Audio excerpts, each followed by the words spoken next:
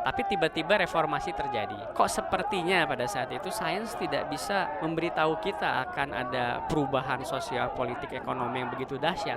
Hadirin sekalian, Robi Muhammad, pengelana statistika, fisika teoretika, hingga ilmu sosial dan humaniora. Anda sedang mendengarkan Sains Sekitar Kita. Sains Sekitar Kita. Produksi KBR dan The Conversation Indonesia. Nama Robi Muhammad melambung lewat teori 6 Degrees Separation. Dia tokoh penemu nasional versi majalah Tempo, ilmuwan statistika dan sosiologi sekaligus, dan tercatat sebagai penyaji pidato kebudayaan paling muda dalam sejarah forum yang digelar Dewan Kesenian Jakarta itu. Nama Robi melambung setelah terlibat dalam penelitian Small World Project pada 2012. Penelitian ini menghasilkan teori 6 Degrees Separation yang bilang bahwa setiap manusia hanya terpisah dan dapat dihubungkan dengan hubungan 6 orang saja. Robi diwawancarai CNN dan majalah Tempo mengganjarnya sebagai salah satu seorang dari 10 tokoh penemu nasional. Saya tuh ya biasa lah, waktu SMA sebenarnya saya biasa pemain band waktu SMA. Musik blues, jazz, Jimi Hendrix. Dari semua mata pelajaran yang saya kenal saat itu, fisika yang buat saya paling masuk akal. Realitas paling fundamental itu bisa-bisa kita ketahui melalui fisika. Anak dosen dan dokter ini akhirnya kelar kuliah dengan skripsi tentang lubang hitamnya Stephen Hawking, yang bukunya sudah tamat duluan dibaca saat dia masih di bangku SMA. Kontrak untuk lanjutkan S2 sudah diteken, dan fisika adalah cinta matinya. Sampai muncul peristiwa 98. Tapi tiba-tiba reformasi terjadi. Kok kita nggak dikasih tahu rupiah bakal 12.000, presiden bakal turun, bakal terjadi konflik sektarian di Maluku, di Ambon misalnya. Saya merasa jika sains bisa memberi tahu rahasia asal-usul alam semesta, kok sepertinya pada saat itu sains tidak bisa memberitahu kita akan ada perubahan sosial, politik, ekonomi yang begitu dahsyat gitu. Jadi saya mulai tertarik dengan ilmu sosial pada saat Ke Columbia University dengan tanda tanya di kepala, Robi tahu dia akan melintas dari fisika, tapi belum tahu akan kemana. Kebetulan saat itu pendekatan interdisipliner lagi merekah. Ilmu sosial dan eksakta saling membuka. Teori kompleksitas, itu loh pendekatan yang memakai fisika, statistika, matematika untuk mengerti fenomena sosial sedang hot-hotnya.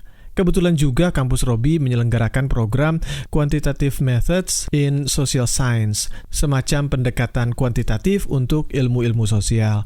Maka disitulah dia berlabuh. masalah yang dihadapi oleh peradaban manusia sekarang ini kebanyakan ya masalah sosial, terorisme, kemiskinan, ketidakadilan ekonomi, ketidakadilan sosial, bahkan katakanlah pemanasan global.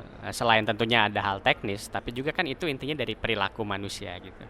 Kalau kita lihat sedikit mungkin dari sejarah, katakanlah yang pertama maju itu fisika, karena kebutuhan manusia saat itu untuk menaklukkan alam. Nah, kita merasa diganggu atau dibatasi oleh alam. Tapi sekarang kita sadar yang mengganggu, membatasi itu sesama manusia sendiri. Kuliah dan penelitian selama 10 tahun di Amerika dengan gelar doktor sosiologi, Robi memutuskan pulang ke Indonesia. Tapi kacamatanya nggak lagi sama. Ada jutaan tanda tanya dan gairah yang nggak kira-kira menghadapi segala tantangan di Indonesia, yang katanya sedang mengalami transisi. Sebenarnya nggak cuma Indonesia sih, tapi dunia, yaitu dengan revolusi internet, banjirnya data sosial, dan pengamatan yang bahkan bisa diamati dengan terbuka dan gratis lewat akuarium yang namanya media sosial. Memang trans ini membingungkan, bahkan membuat cemas, tapi ini peluang. Jadi buat saya Indonesia yang katakanlah carut-marut dengan berbagai kasus korupsi politik, saya yang sudah 10 tahun di Amerika merasa senang sekali pulang ke Indonesia, karena justru peluang perubahan, momentum terjadi keadaan ketika carut-marut seperti ini gitu.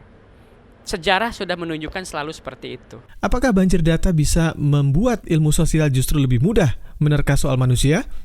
Enggak juga. Ilmu katakanlah fisika itu bisa maju karena dia memilah-milah fenomenanya menjadi sangat kecil dan kecil sekali.